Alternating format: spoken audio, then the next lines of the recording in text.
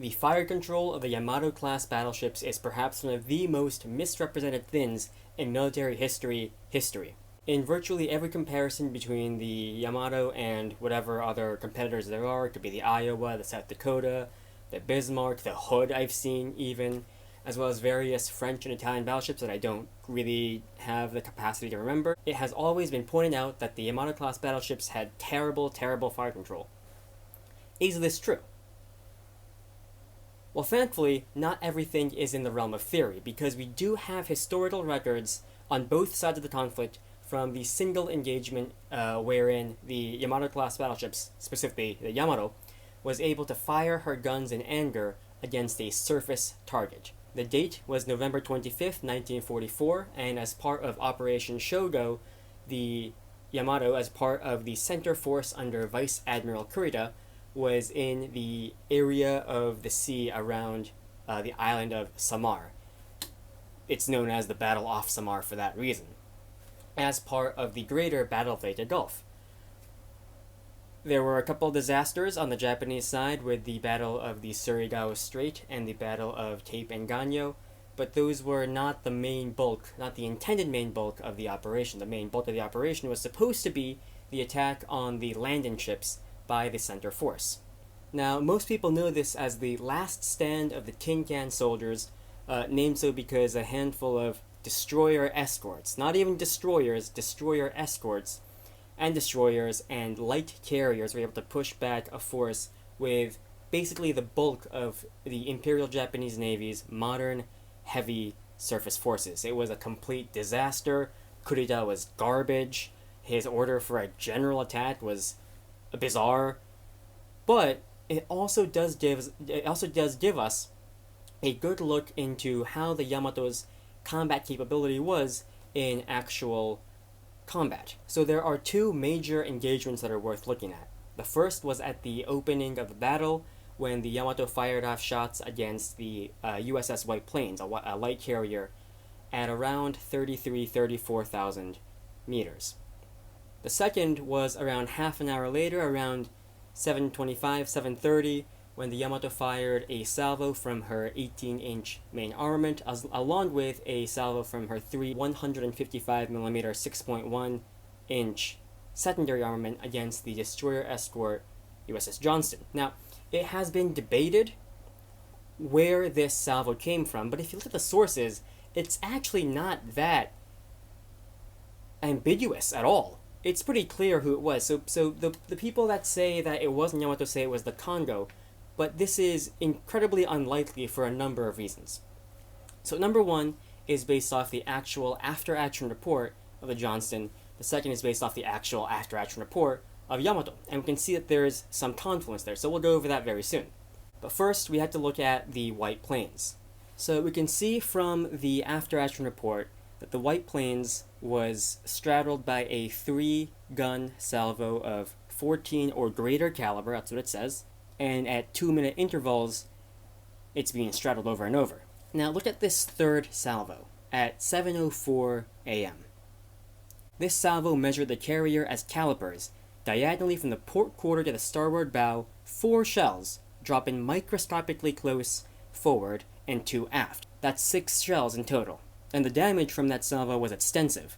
It says here that steering control was lost, the gyro and radar failed, and that damage was received in the starboard engine room, and that all lights were extinguished throughout the ship.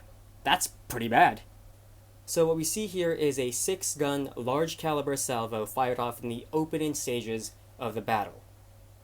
Now, have a look at the designs of the battleships that took part in the battle. You have the Nagato with its 8 guns, and the 2 Congos, which also have 2 forward-facing guns. Which means that the only possible ship that could have fired this 6-gun salvo was Yamato. But that's not all, because the White Plains also tells us what happens at 6:59 a.m. So the enemy force, presumably the screening force, is 31,300 yards distant. So that's the bare minimum distance the Yamato could have been.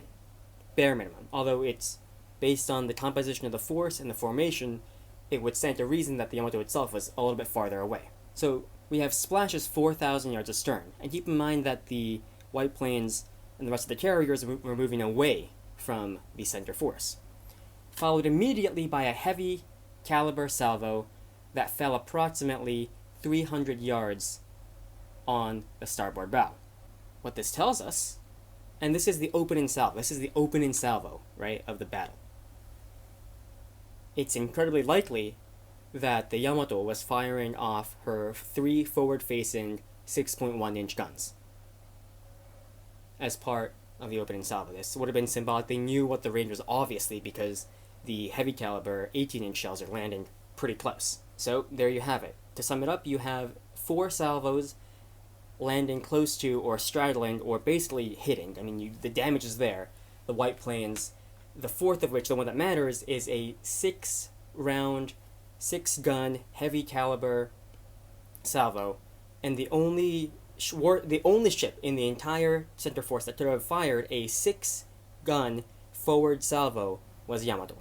And you have a secondary armament salvo in the first salvo landing around 4,000 yards short. And the maximum range of the 6.1-inch guns on the Yamato supports this. As if that were not enough, we also have access, courtesy of the Japanese government, the records that they kept on the Yamato. So, funny enough, whoever was keeping these logs, this guy's handwriting is inexplicably kind of garbage, but it is still decipherable. So, on the top you have the date and the time. That says 2-5 day 0700, or the 25th day of October at 7 o'clock, 0700.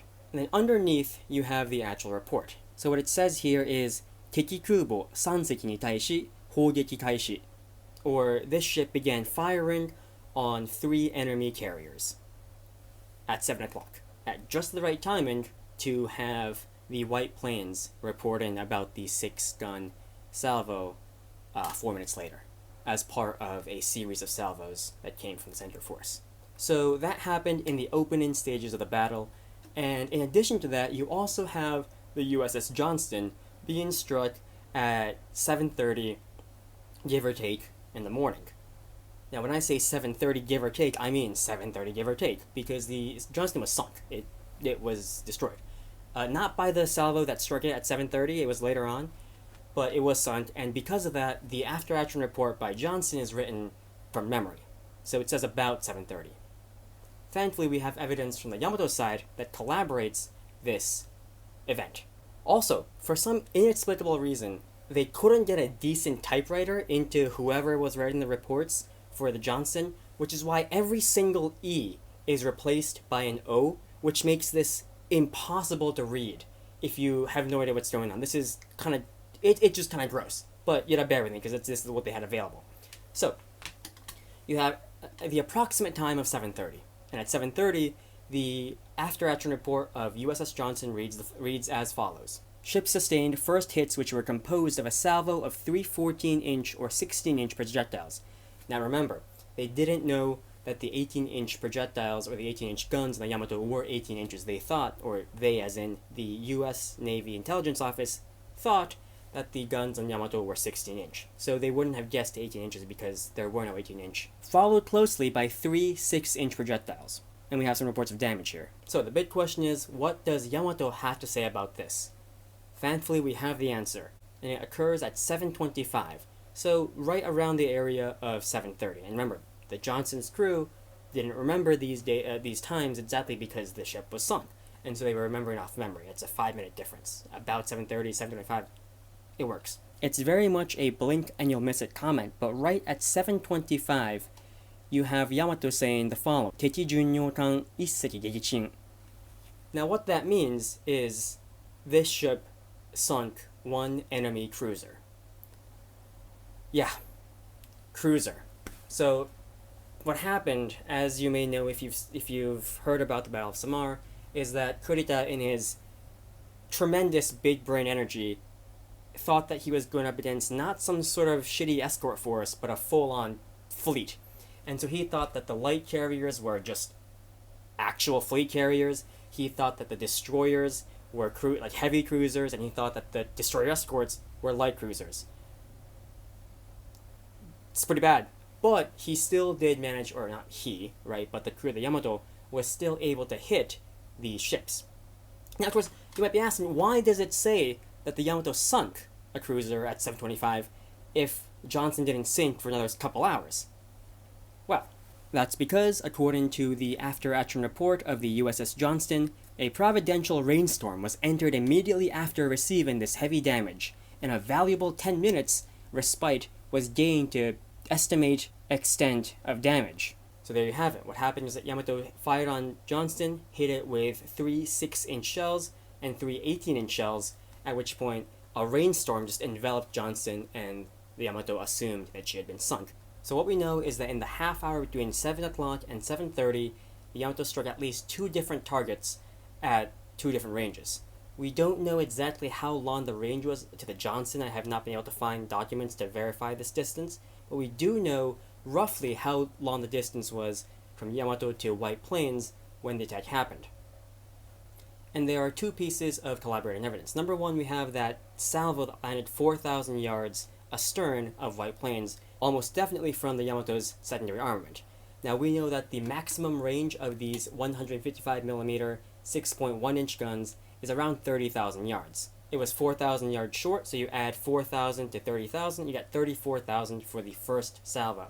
Now it's reasonable that the Yamato caught up a little bit in the 4 minutes, so we'll say 33 to 34,000 yards, which is definitely in contention for quite possibly the longest range hit of the entire Second World War. What backs this up is that the White Plains said that the Japanese force was 31,300 yards distant when the first salvo landed. Now, of course, Yamato would not have been at the head of the fleet. It would have been screened by the heavy cruisers and would have been a couple thousand yards back, so the number of 33,000 to 34,000 yards makes sense. And all of this is to say that despite the claims that have been made about the fire control of the Yamato-class battleships, we have 2 confirmed hits, confirmed by both sides of the conflict, once against the White Plains and once against the Johnston, at what could be pretty extreme range. And so, in spite of everything, partially because of the good weather at the time, the optical rangefinders on Yamato functioned. They may have used the radar as well, we're not quite sure about that. We do know that she did mount the ship-based ship detecting radars, but they were not good enough to be used for fire control, so they wouldn't have been in use at night, but as a detection mechanism, it would have functioned pretty well. So what we know is that despite the things that have been said, the optical rangefinders on the Yamato worked.